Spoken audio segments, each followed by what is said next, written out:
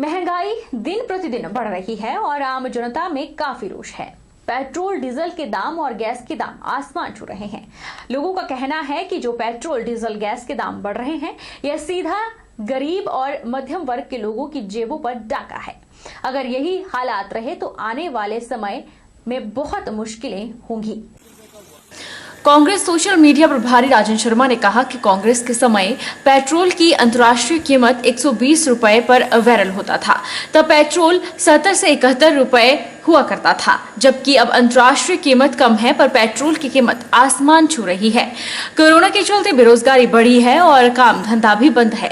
और दूसरी ओर अगर इसी तरह पेट्रोल डीजल की कीमतें बढ़ती रही तो इससे ट्रांसपोर्ट में किराए भी बढ़ेंगे, जिससे महंगाई बढ़ने की संभावना सीधे सीधे दिखाई दे रही है। 2013 में जब कांग्रेस की सरकार हुआ करती थी तो मौजूदा प्रधानमंत्री अच्छे दिनों की बात करते थे, तो क्या यह वो अच्छे दिन है? वहीं स्थानीय निवासी ने बताया कि पेट्रोल डीजल के दाम इस चरम सीमा पर पहुंच चुके हैं जिसके बारे में हमने कभी सोचा नहीं था। तो ये सरकार के कंट्रोल में नहीं है। मेरे को लगता है सरकार के कंट्रोल से बाहर जा चुके हैं ये सब चीजें। और गैस के दाम भी दिन प्रतिदिन बढ़ते जा रहे हैं और उसकी सब्सिडी भी नहीं आ रही है लोगों के खाते में। लोगों की यही कंप्लेंट्स है कि उसकी सब्सिडी कहां जा रही है और सिलेंडर के दाम दिन प्रतिदिन बढ़ते जा रहे हैं। और जो पेट्रोल के दाम है वो हमारे देश की अपेक्षा पाकिस्तान में है, इससे हाफ रेट में मिल रहा है। और ये कैसे हो रहा है? हमारे देश की आर्थिक स्थिति पाकिस्तान से बेटर है, लेकिन फिर भी हमारा देश जो है इस तेल के दामों को कंट्रोल नहीं कर पा रहा है। अगर यही हालात रहे तो आने वाला समय बहुत ही मुश्किल बन रहा है। आप देख लो 2014 से पहले 2013 में हमारे जो प्रधानमंत्री नरेंद्र मोदी जी के खुद बयान है, कांग्रेस सरकार होती थी, वो बोलते थे कि अच्छे दिन आएंगे। क्या यही अच्छे दिन थे? कांग्रेस सरकार के टाइम में कच्चा तेल जो था 120 125 पर बैरल होता था और पेट्रोल की कीमत 70 और 71 75 से ऊपर कभी नहीं बढ़ी। और आज देख लो 60 और 65 के करीब कच्चा तेल है और 100 के पार आंकड़ा चला गया है। तो बहुत ही शर्मनाक बात है। मोदी सरकार की ये अब मजबूरी बन चुकी है कि लोगों की रोज़मर्रा चीज़ें जो हैं, जो उनको ज़रूरत की चीज़ें हैं, वो ज़रूर लेंगे। जैसे पेट्रोल है, डीजल है या गैस है, वो ज़रूर लेंगे। उनकी दुखती रग पर बार बार हाथ रखना मोदी जी की ये एक आदत बन चुकी है, क्योंकि वो चाहते हैं कि यदि ऐसा नहीं करूँगा तो सरकार के प्रति, जो देश के प्रति मैंने धन अर्जन करना है, जो मतलब उद्योगपतियों को देना है, और जैसे इनको सिर्फ उद्योगपतियों की ही चिंता रहती है, अडानी अंबानी जो प्रोडक्ट का काम करते हैं उन्हीं को ही बार बार बढ़ाया जा रहा है ताकि वो उसका फायदा ले सके। जल शक्ति विभाग द्वारा पूरे हिमाचल प्रदेश में हर पंचायत में एक जल रक्षक की नियुक्ति करने की प्रक्रिया शुरू की गई है, जिसके तहत प्रथम दिन जल शक्ति विभाग उपमंडल इंदौरा द्वारा पंचायतों में रखे जा रहे जल रक्षकों की भर्ती प्रक्रिया आरंभ की। इंदौरा में जल रक्षक के 4 पदों के लिए फिजिकल और साक्षात्कार में 73 युवाओं ने भाग लिया। आज यहाँ पर जल रक्षक की जो है वो भर्ती रखी गई है, जिसमें टोटल हमारे पास 17 पंचायतें हैं, जिसमें से 4 का फिजिकल टेस्ट और पर्सनल इंटरव्यू आज है और 7 का कल होगा। जो आज हमारे पास 4 पंचायतें हैं उनमें से इंदौरा, इंदपुर और कुरसाई और चिनौर है, जिसमें से लगभग 90 बच्चों ने जो है वो आवेदन किया हुआ है। तो उसके लिए जो हमारी प्रक्रिया है, 2 किलोमीटर का जो वॉकिंग है वो 15 मिनट में जो है वो 2 किलोमीटर की इन्होंने वॉकिंग करनी है। उसमें जो इस टेस्ट में जो पास हो जाएंगे उसके बाद जो है वो दफ्तर में जो है वो इंटरव्यू होगा, जिसमें एसडीओ साहब और स्थानीय पंचायत के प्रधान साथ में बैठेंगे। प्रदेश के एक जिले में तो करीब 20,000 मीटर 48 लाख रुपए में बदले जाते हैं, जबकि दूसरे जिले में मात्र 5,746 मीटर बदलवाने पर 6 गुना अधिक यानी करीब 1.5 करोड़ रुपए खर्च किया जाता है। यह खुलासा चतर सिंह द्वारा ली गई जानकारी में हुआ है। दरअसल चतर सिंह ने विद्युत बोर्ड से जानकारी ली कि पुराने मीटर के बदलने जो नए मीटर बोर्ड द्वारा लगाए जा रहे हैं उन पर बदलवाने को कितना खर्च आ रहा है। मेरे को भनक लगी कि बिजली बोर्ड में मीटर बदलने का बहुत बड़ा घोटाला हुआ है।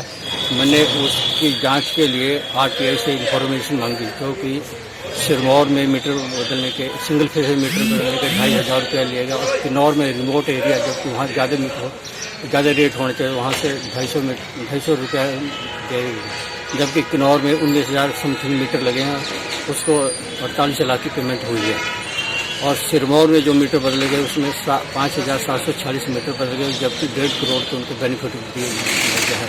और इसी प्रकार सोलन में ITI लगाई, उसमें मेरे को इन्फॉर्मेशन मिली, उसमें भी 5,000 का यानी 400 रुपये का रेट दिया गया है। तो इतनी बड़ी भिन्नता कहाँ से पाई गई है? एक इतने बड़े ठेकेदार को लाभ पहुँचाने के लिए किसने ऐसा काम किया है? मैंने इसकी भी इंक्वायरी के लिए, विजिलेंस को इंक्वायरी के लिए लेटर लिखा हुआ है, उसकी भी अभी प्रॉपर इंक्वायरी नहीं हो रही है। पता नहीं क्या है, या तो बोर्ड की मिली भगता है, वो भी नहीं होने जा रही है। मैंने बोर्ड को भी चिट्ठियाँ लिखी, MD को तक में मैंने सिफारिश करी है, लेकिन कोई भी कार्रवाई आज तक नहीं हुई। ITI मंडी में MSMI संस्थान सोलन के सौजन्य से 2 दिवसीय औद्योगिक अभिप्रेरणा शिविर का आयोजन किया जा रहा है, जिसमें 110 ITI प्रशिक्षु भाग ले रहे हैं। शिविर में विशेषज्ञों द्वारा ITI प्रशिक्षुओं को स्वरोजगार और उद्यमिता के बारे में जानकारी दी जा रही है।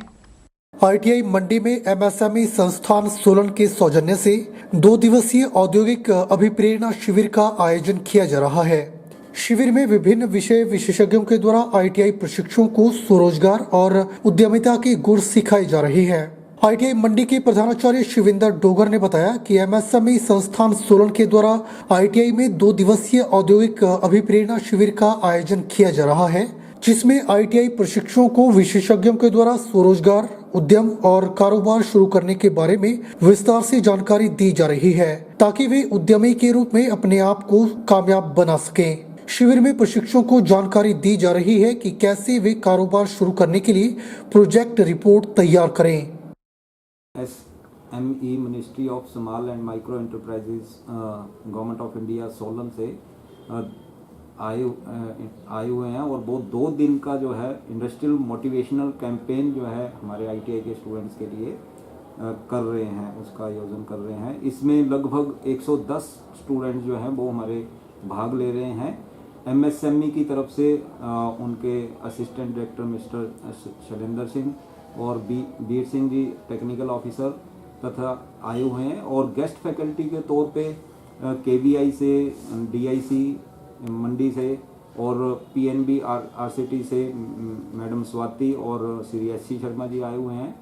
और इस 2 दिन के मोटिवेशन कैंपेन में हमारे स्टूडेंट्स को बताया जाएगा कि अगर उन्होंने कोई भी सेल्फ एम्प्लॉयमेंट के तहत कोई कारोबार करना है या छोटा मोटा उद्योग लगाना है, तो उन्होंने कैसे प्रोजेक्ट रिपोर्ट बनानी है, कहाँ से उनको लोन मिलेगा, और केंद्र सरकार की और अपने प्रदेश सरकार की क्या क्या योजनाएं हैं जिनका बेनिफिट जो है वो हमारे ट्रेनीज जो हैं वो उठा सकते हैं। पंडोह के विश्राम गृह में आम आदमी पार्टी द्वारा सराज विधानसभा के लोगों की एक आपातकालीन बैठक बुलाई गई, जिसमें कार्यकारिणी के गठन को लेकर विस्तृत चर्चा हुई। मीडिया प्रभारी NK पंडित ने कहा कि सराज विधानसभा का मंडलाध्यक्ष कपूर चंद शर्मा को बनाया गया, जबकि उपाध्यक्ष मानसिंह ठाकुर, सचिव जवाहर वर्मा, सहायक सचिव महेश कुमार, कोषाध्यक्ष नरोत्तम राम ठाकुर को बनाया गया है। सदर विधानसभा क्षेत्र की पंडोह पंचायत में नेशनल हाईवे पर गंदे पानी की नालियां काफी समय से बंद पड़ी थी, जिसे कोई भी ठीक नहीं करवा रहा था। नालियां बंद होने से गंदगी और बदबू फैल रही थी और राहगीरों का चलना मुश्किल हो गया था। स्थानीय लोगों ने कई बार इसकी शिकायत PWD विभाग को दी, पर उनका कहना था कि नेशनल हाईवे पर रखरखाव अब 4 लेन कंपनियां कर रही है। स्थानीय लोगों का कहना है कि पिछले 3 सालों से कोई इनकी देखरेख नहीं कर रहा था। स्थानीय निवासी कुलदीप ठाकुर ने बताया कि जैसे ही नई पंडोह पंचायत के प्रतिनिधियों ने अपना कार्यभार संभाला, इस कार्य को करवाने के लिए कंपनी प्रबंधन से वार्तालाप की, जिसके बाद 4 लेन कंपनी ने अपनी JCB भेजकर नालियों की सफाई करवाई और आगे भी इनकी देखरेख करने के बारे कहा। स्थानीय लोगों ने इसके लिए पंडोह पंचायत प्रधान और वार्ड मेंबरों का आभार जताया। हमारे यहाँ पर ये जो आप बैक साइड में ड्रेन देख रहे हैं, एक लगभग 1.5-2 साल से बंद पड़ी थी। PWD को हम कंप्लेंट करते थे, वो कहते हैं ये NHAI के पास रोड है। NHAI को बोलते थे, वो कोई संज्ञान नहीं लेते थे। परंतु जैसे ही हमारी नई पंचायत बनी और हम नई पंचायत के प्रधान मेंबर सबका धन्यवाद करते हैं, इन्होंने कड़ा संज्ञान लिया और इनके प्रयासों से जो है आज NHAI ने कंपनी प्रबंधन के द्वारा जो है नाली की सफाई करवाई। जिससे पंडो की जनता को जो है इस बदबू से और गंदगी से निजात मिले। बहरहाल बुलेटिन में इतना ही। आप देखते रहिए HP 24/7।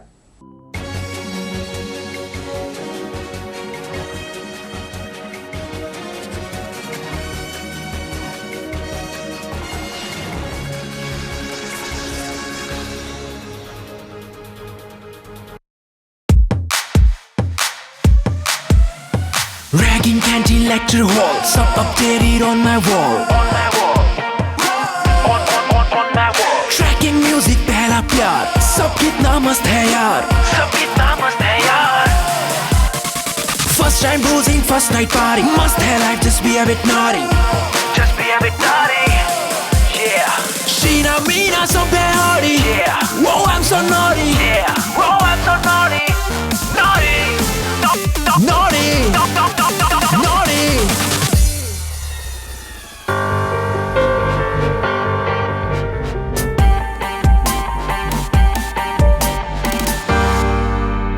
वो मुझे अपना स्टेटस पता करना है, HIV स्टेटस। अपना स्टेटस जानने के लिए करीब के सरकारी अस्पताल के जांच केंद्र में अपना HIV टेस्ट करवाइए। ये जांच और सलाह मुफ्त और गोपनीय है। Life may no fear when it's all clear.